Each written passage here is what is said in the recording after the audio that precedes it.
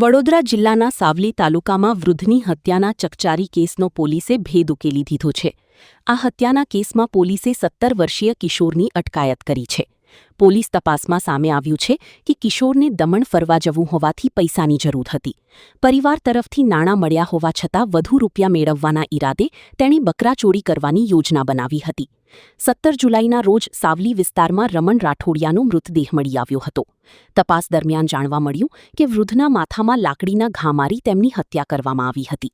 મૃતક બકરા ચરાવતા હોવાથી આરોપી કિશોરે તેમની હત્યા કર્યા બાદ બકરા ચોરી લીધા હતા. પોલીસના જણાવ્યા અનુસાર ચોરાયેલા બકરા ખાટકીને વેચી આરોપીએ આશરે 9,300 રૂપિયા મેળવ્યા હતા. સમગ્ર મામલે સાવલી પોલીસે ઝડપી તપાસ હાથ ધરી 17 વર્ષીય કિશોરની અટકાયત કરી છે. કેસ અંગે વધુ તપાસ ચાલુ છે. આ સમગ્ર ઘટનાને લઈને વડોદરા ગ્રામ્ય જિલ્લાના પોલીસ અધિક્ષક સુશીલ અગ્રવાલે પણ વિગતો આપી છે. ગઈ 17 જુલાઈ 2026ના રોજ વડોદરા ગ્રામ્યના સાવલી પોલીસ સ્ટેશનની અંદર એક ડેડ બોડી મળેલ હતી, જેના અનુસંધાને પોલીસ દ્વારા એક મર્ડરની એફઆઈઆર રજીસ્ટર કરવામાં આવી હતી.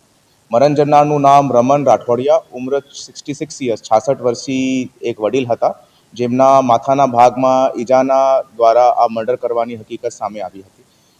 પ્રાથમિક દૃષ્ટિકોણથી તપાસ કરતા ત્યાં આખા સીન ઓફ ક્રાઇમની પોલીસ દ્વારા કોમ્બિંગ કરવામાં આવ્યું અને પોલીસે શંકાસ્પદ લાકડી જેના ઉપયોગ કરીને આ મર્ડર ઉપજાવવામાં આવ્યું હતું, તે પોલીસે સીન ઓફ ક્રાઇમના પંચનામા દરમિયાન અને તે વિગતવારની એની કબજે કરીને અક્યુઝ સુધી પહોંચ્યા છે.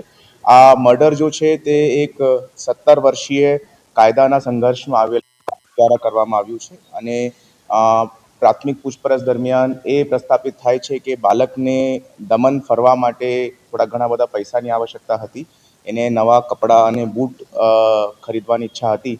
જો જ્યારે એમના પરિવારજન દ્વારા એમને પૂરતા પૈસા નહીં આપવામાં આવ્યા, તો એ જ્યારે પોતે ત્યાં બકરા ચરાવવા માટે ગયો અને આ વિક્ટિમને સામેથી જોઈને એમનું મર્ડર કરવામાં આવે છે અને એમના જો વિક્ટિમના ઘેટા બકરા હતા, એમાંથી 2 ઘેટા બકરા એમના દ્વારા બીજા ખાટકીને ત્યાં વેચીને 9,300 રૂપિયાની અંદર એ બકરા વેચેલા હતા અને પોલીસ દ્વારા એના પછી એમના દ્વારા નવા કપડાં, નવા બૂટ કબજે કરવામાં આવે છે. એવિડન્સીસની અંદર પોલીસ દ્વારા પેલી લાકડી કબજે કરવામાં આવી છે.